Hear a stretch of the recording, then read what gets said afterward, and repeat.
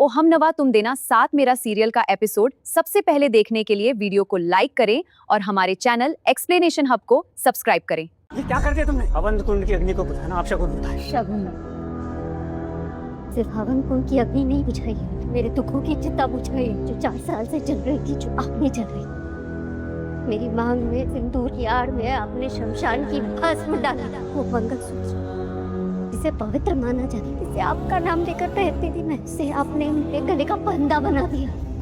मेरे सपने, मेरी खुशियाँ, मेरे आत्मसम्मान का गला घोट दिया आपने। जो घर मैंने आपके साथ बसाया तो वो घर में पिंजरा था, सबको आजाद कर रही हूँ। ये रिश्ता आज यही खत्म कर रही हूँ। तो सबके सामने पति की बेइज्जती करना बुरी बात है बेटा। आप मेरी बात सुनो। नहीं सुन, आज तक मैंने तेरी हर बात सुनी है, समझी है, मानी है, पर पालतू जी ठीक कह रही है। इस तरह से सबके सामने अपने रिश्तों पर सवाल उठाना अच्छी बात नहीं है। ऐसा क्या कर गया कवर साहब? पापा जी मैं बताता हूँ ऐसा क्या कर दिया। झगड़ा कर लिया बीवी जी से, बस ये गलती हुई। पापा जी मम्मी जी झगड़े नहीं होते क्या, एक पति पत्नी के बीच में होते हैं ना, हमारा भी हो गया। बीवी जी मैं सबके सामने हाथ जोड़ के आपसे माफी मांगता हूँ और भगवान के सामने मैं तुमसे हाथ जोड़ के माफी मांगता, प्रॉमिस करता हूँ आगे से कोई गलती नहीं करूँगा। प्लीज मान जाओ बीवी जी, जाने दो ना, आगे बढ़ते हैं, नई शुरुआत करते हैं। हाँ आज एक नई शुरुआत हो सिर्फ मेरी। आपके दिए हुए जख्म, अपमान सब छोड़कर आगे बढ़ूंगी मैं आपके बगैर। क्या बोल रही है बेटा तुम? घर की बात घर में रहनी चाहिए। चुप। हाँ दी, रिश्तों में छोटी मोटी बातें होती रहती हैं, ये सब छोड़ो ना। दी, मेरे और रोहन के बीच में भी तो लड़ाइयाँ होती है, पर हम रिश्ता तोड़ने की बात तो नहीं करते ना दी। रिश्ता बचाने के लिए झगड़ा करना होता है, रिश्ता तोड़ने के लिए नहीं। बेटा अगर ये रिश्ता टूट गया ना तो क्या होगा? अगर आपकी बेटी ने शादी तोड़ दी तो क्या हो जाएगा? घर की बात बाहर चली जाएगी तो क्या होगा? यही सोच के मैं इतने दिनों तक चुप रही कि क्या होगा। इसी सवाल ने मुझे चुप रहने सिखा दिया, इसी सवाल ने मुझे मेरे आंसू छुपाना सिखा दिया, अपनी सिसकियों को दबाना सिखा दिया। ये छोटी छोटी बातों को इतना छुपाया ना मैंने कि मैं खुद छोटी बन गई, मैं खुद को नहीं नजर आती। मैं आपकी अच्छी बेटी हूँ, है ना? मैं एक अच्छी लड़की हूँ, अच्छी बीवी बनना चाहती थी, इसलिए मैं चुपचाप सब कुछ रहती रही। मैं सब कुछ रहती रही क्योंकि आपने मुझे सिखाया था कि चुप रहो। तो मैं चुप रही, ये सोच के कि हो गया तो मेरे माँ बाप क्या करेंगे? किसी और को पता चल गया तो मेरे माँ बाप क्या जवाब देंगे? बाहर वालों को पता चल जाएगा तो मेरे माँ बाप क्या जवाब देंगे? मैं ऐसे चुप रहती थी, मेरा दम घुटने लगा, मैं सांस नहीं ले पाती थी, कभी कभी मुझे सांस ही नहीं आती थी। अब बस प्लीज अब मैं सबसे, अब मुझे जो अंजाम होगा मंजूर है, लेकिन इस आदमी के हाथ की मार नहीं खाऊंगी। 4 साल से मार खाती आई हूँ मैं, कभी बातों, कभी आंखों से, कभी हाथों से, कभी लौटों से। कायर ने मेरे नाम से बोझ लोड किया, बोझ मुझ पे डाला, मैं सहती रही। लेनदारों की बेइज्जती सही है, इनके मुंह से बेइज्जती सही है। आप मुझे बताइए कब तक सहना है मुझे? इस रिश्ते के शर्म का बोझ अब के मेरे कंधों पे क्यों है? मैं क्या सीख गई थी आप लोगों के घर से? थोड़ी खुशियाँ, थोड़ी उम्मीदें और आपके दिए संस्कार से इस आदमी ने सब कुछ छीन लिया मुझसे। मेरा कॉन्फिडेंस, मेरी हिम्मत, मेरी पहचान, मेरी खुशियाँ, मेरे सपने, सबका गला घोट दिया इसने। मेरी बेटी ये क्या कह रही है कंवर साहब? अजी आप ये कुछ नहीं कह रही, जो आप समझ रहे हो गलत है, ऐसा कुछ भी नहीं है। आप तो जानती हैं कि मैंने कर्ज क्यों लिया, बीवी जी को खुश रखने के लिए, बीवी जी की हर ख्वाहिश को पूरा करने के लिए। मेरी किस्मत में ही नाकामी लिखी है तो मैं किसे दुहाई दूं? माना कि मेरी नाकामी की वजह से अपराजिता को दिक्कत हुई, पर क्या एक पत्नी का पति को सिर्फ इसलिए छोड़ना सही है कि वो नाकामयाब है? अपराजिता ने तो अपनी पिछले 4 साल की झूठी कहानी सुना दी सबको, लेकिन क्या किसी ने मेरी सच्ची कहानी जानने की कोशिश की? जो सच से लेकर पाँव तक खुद झूठा है, उसकी सच्ची कहानी। हमारी अपू ऐसी नहीं है कि मुश्किल वक्त में वो किसी का साथ छोड़ दे, रिश्ता तोड़ दे। 4 साल से तुम जिसके साथ कर रहे हो, ये चुपचाप सहते रहे क्योंकि इसे रिश्ता बचाना था। मैं सब जानती हूँ ललित। पता कुछ है नहीं, बीच में आगे टांग अड़ाने। अपनी बेइज्जती सह लेती हूँ। रश्मि के खिलाफ कुछ भी बोला तो चुप नहीं रहूंगी। आपने मुझे डांटा नहीं कि मैंने साड़ी नहीं पहनी, आरू के रोके पे पूछना चाहिए था ना मुझसे कि साड़ी क्यों नहीं पहनी। मैं बताती आपको, इस आदमी की वजह से नहीं पहनी, क्योंकि जब मैं साड़ी पहनती थी तो ये बोलते थे कि मैं दुनिया के सामने अपने कमर की नुमाइश कैसी। ये कमर दिखा के किसको फंसाना है तुम्हें? वो साड़ी जो मेरा पहला प्यार, मेरी पहचान, मेरे पापा की दी हुई विरासत, वो छीन ली इस आदमी ने मुझसे। ये क्या कह रही है? मम्मी जी, अगर कोई आदमी मेरी बीवी को गंदी नजर से देखा तो मैं क्या चुप बैठूंगा क्या? मैंने चूड़ियां पहनी हुई क्या? इतनी जरा सी बात के लिए मैंने इसे टोक दिया। जरा से टोका आपने, मुझ पर हाथ उठाया, मेरी पहनी हुई साड़ी जला दी, मेरी साड़ी के डिजाइन जला दिए, खुद को जान से मारने की धमकी दी। मैं साड़ी से बने फंदे से अपनी जान दे दूंगा लटक के, मैं अपनी जान दे दूंगा आपको। सब कुछ हुआ, मैं चुपचाप चुपचाप सहती रही क्योंकि आपने कहा था चुप रहो, चुप सहते रहो, जब तक जान है तब तक सहते रहो, एक दिन जान खत्म हो जाएगी तो सब चुप हो जाए। बीजी आप देखो ना क्या राई का पहाड़ बना रही है ये। कब मारा मैंने तुम्हें? हाँ? मैं तो बोल के अपनी बीवी जी को सर आंखों में बिठा के। इज्जत का जी नहीं है वो, गुलाम का जी उसे है। ऐसा मेरे महसूस सिर होता दर्द है को जैसे आग गलत अपराजिता मंगलसूत्र को उसके गले का सामने खड़ी पट्टा बना मुस्कुरा दिया रही आपने। है। अरे क्या बोल रही हो तुम? रक्षित कुछ भी उसकी बोले जा तरफ रही हो। बढ़ता बीवी जी है, मैं तुम्हारे हाथ जोड़ता हूँ, लेकिन खत्म अगले करो ही पल प्लीज। उसे एहसास होता है कि वह सिर्फ उसका भ्रम था। उसी समय वह कार स्टार्ट करने की कोशिश करता है, मगर कार जवाब दे देती है। वह सड़क पर ऑटो तलाशने निकलता है, लेकिन उसे कोई ऑटो नहीं मिलता। आखिरकार वह अपना होवरबोर्ड निकालता है और उसी के सहारे आगे बढ़ने का फैसला करता है। चलते चलते वह अपराजिता को फोन करता है। फोन उठते ही वह उससे मंदिर के पीछे वाले हिस्से में आने को कहता है। अपराजिता हैरान होकर पूछती है कि आखिर बात क्या है। रक्षित बस इतना कहता है कि उसे उससे एक जरूरी बात करनी है। मंदिर के अंदर मौजूद रश्मि उत्सुकता से अपराजिता की तरफ देखती है। अपराजिता उसे बताती है कि वह अभी कुछ देर में वापस आ जाएगी और फिर जल्दी जल्दी मंदिर के पीछे चली जाती है। यह सब दूर खड़ा ललित देख लेता है। उसकी आंखों में शक और गुस्सा साफ दिखाई देता है। वह चुपचाप उनके पीछे जाने का फैसला करता है। कुछ देर बाद अपराजिता मंदिर के पीछे पहुंचती है। वह रक्षित को देखकर पूछती है कि आखिर उसने उसे यहां क्यों बुलाया है। रक्षित उसकी तरफ देखता है। उसकी आंखों में हजारों बातें होती हैं। अचानक उसकी कल्पना में आसमान जगमगाने लगता है। बादलों के बीच चमकते अक्षरों में लिखा दिखाई देता है, आई लव यू अपराजिता। अपराजिता हैरानी से आसमान की तरफ देखती है। रक्षित उसके सामने घुटनों के बल बैठ जाता है। वह कहता है कि जब से वह उसकी जिंदगी में आई है तब से सब कुछ बदल गया है। वह बताता है कि अब वह सिर्फ आज के बारे में नहीं बल्कि आने वाले कल के बारे में भी सोचने लगा है।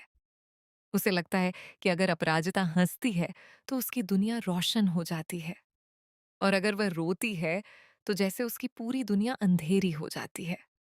वह वादा करता है कि जब तक उसकी सांसें चलेंगी वह उसका साथ देगा। फिर वह अपने दिल की बात कह देता है, मैं तुमसे प्यार करता हूं अपराजिता। और तभी अचानक सब गायब हो जाता है। रक्षित वर्तमान में लौट आता है। उसे एहसास होता है कि यह सब सिर्फ उसका सपना था। असलियत में अपराजिता उसके सामने खड़ी होती है और उसे अजीब नजरों से देख रही होती है। वह पूछती है कि आखिर वह नीचे झुककर क्या ढूंढ रहा है।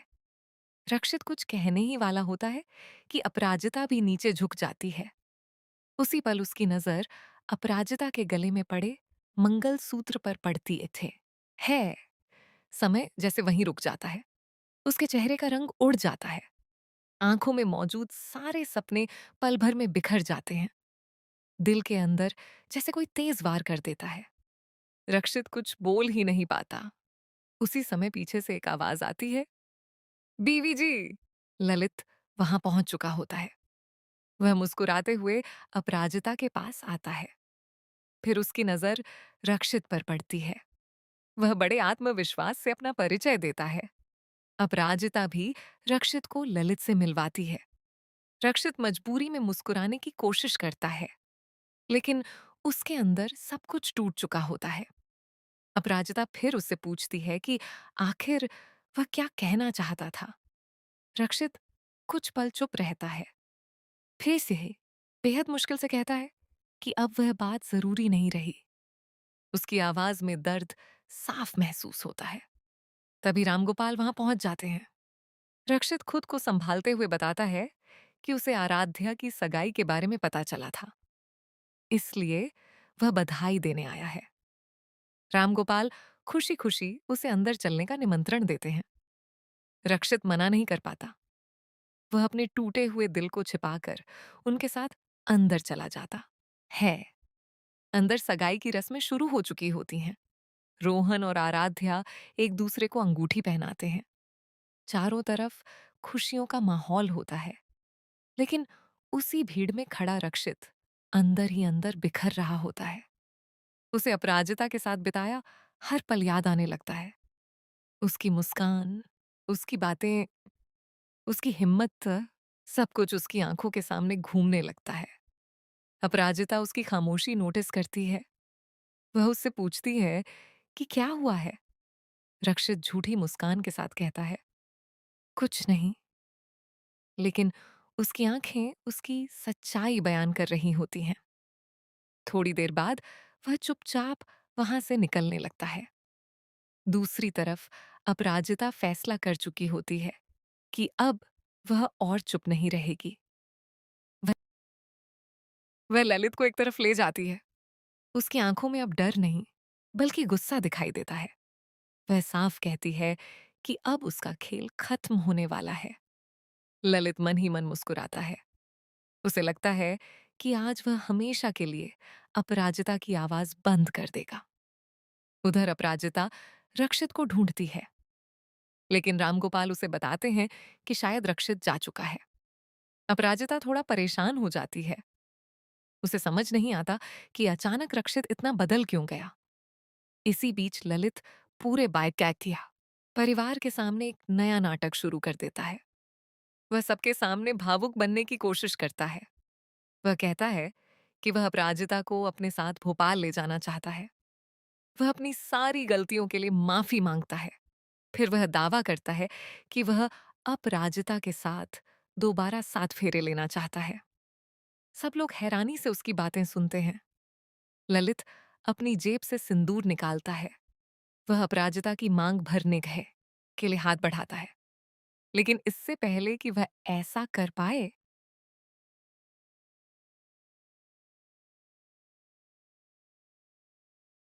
अपराजिता उसका हाथ पकड़ लेती है।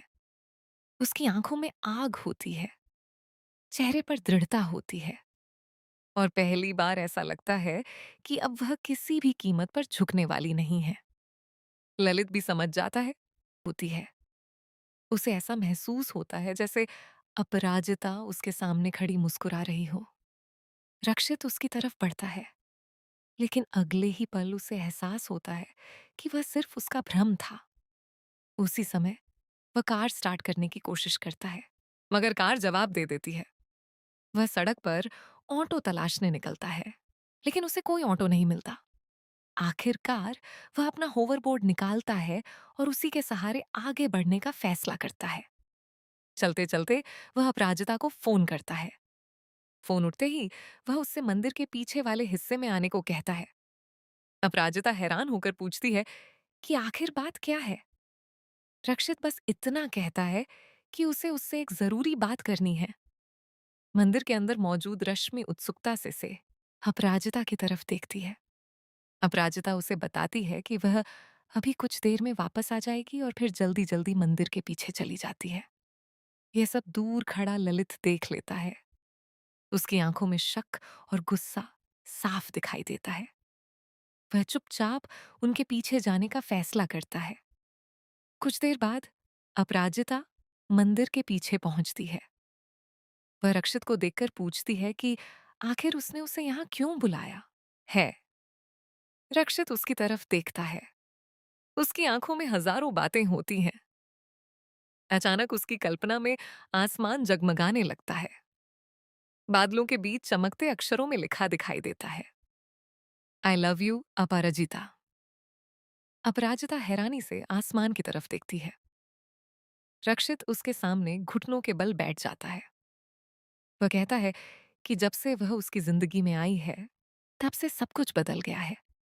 वह बताता है कि अब वह सिर्फ आज के बारे में नहीं, बल्कि आने वाले कल के बारे में भी सोचने लगा है। उसे लगता है कि अगर अपराजिता हंसती है तो उसकी दुनिया रोशन हो जाती है, और अगर वह रोती है तो जैसे उसकी पूरी दुनिया अंधेरी हो जाती है। वह वादा करता है कि जब तक उसकी सांसें चलेंगी, वह उसका साथ देगा। फिर वह अपने दिल की बात कह देता है, मैं तुमसे प्यार करता हूं अपराजिता। और तभी अचानक सब गायब हो जाता है।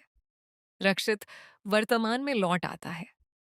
उसे एहसास होता है कि यह सब सिर्फ उसका सपना था। असलियत में अपराजिता उसके सामने खड़ी होती है और उसे अजीब नजरों से देख रही होती है। वह पूछती है कि आखिर वह नीचे झुककर क्या ढूंढ रहा है। रक्षित कुछ कहने ही वाला होता है कि अपराजिता भी नीचे झुक जाती है।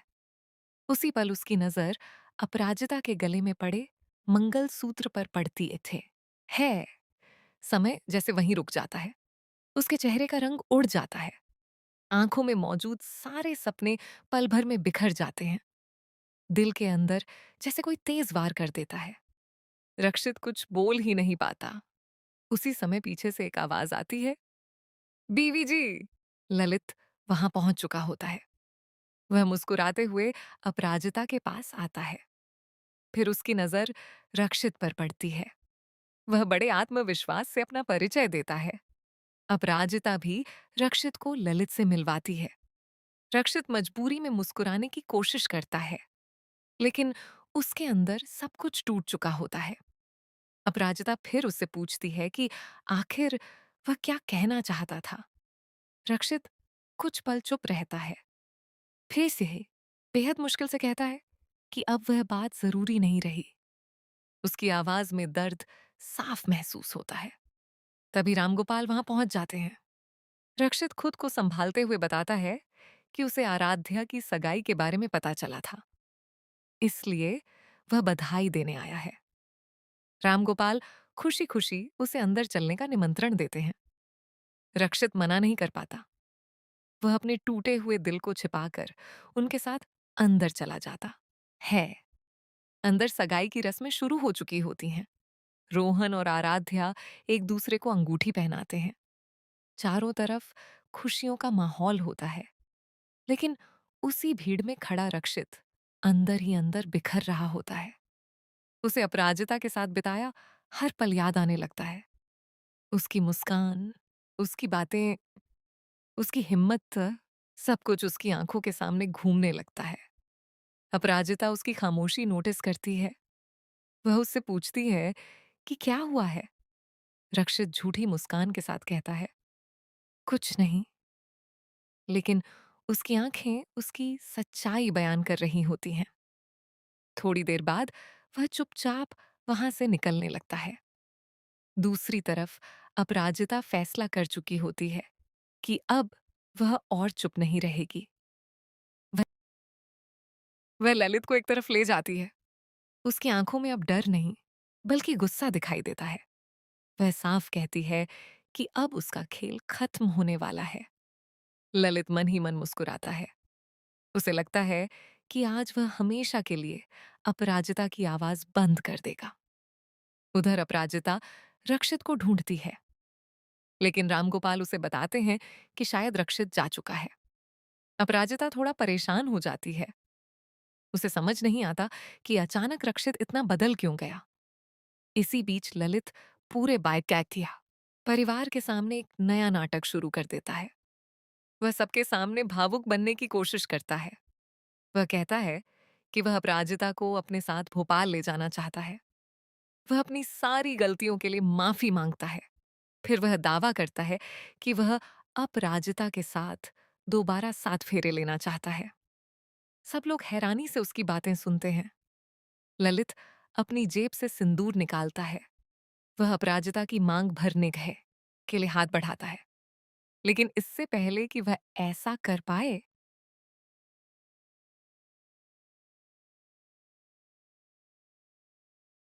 अपराजिता उसका हाथ पकड़ लेती है।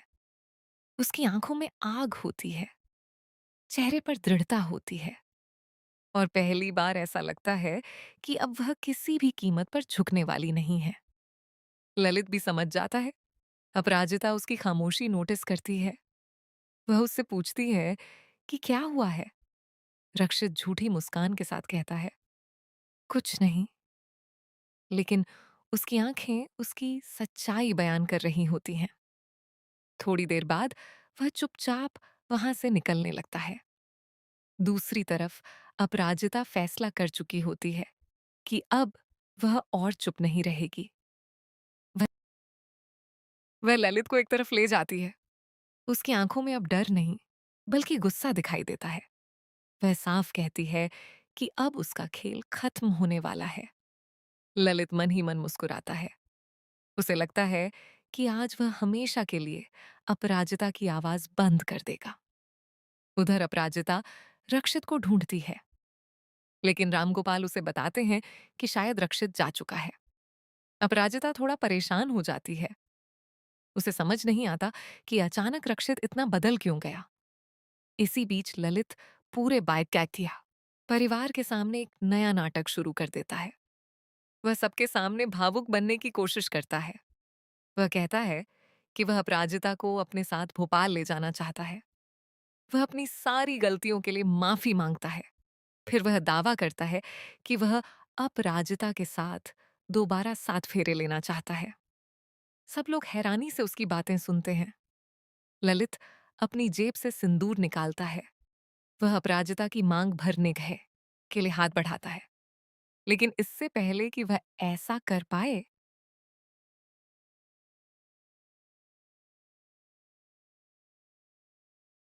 अपराजिता उसका हाथ पकड़ लेती है।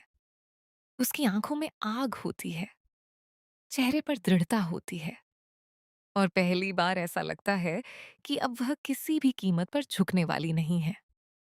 ललित भी समझ जाता है कि इस बार उसकी राह आसान नहीं होगी। इसी तनावपूर्ण मोड़ पर एपिसोड समाप्त हो जाता है। मुझे लगता है कि रक्षित के लिए यह पल बेहद दर्दनाक साबित हुआ। जिस लड़की को वह अपना भविष्य मान बैठा था, उसी के शादीशुदा होने की सच्चाई ने उसके सारे सपने तोड़ दिए।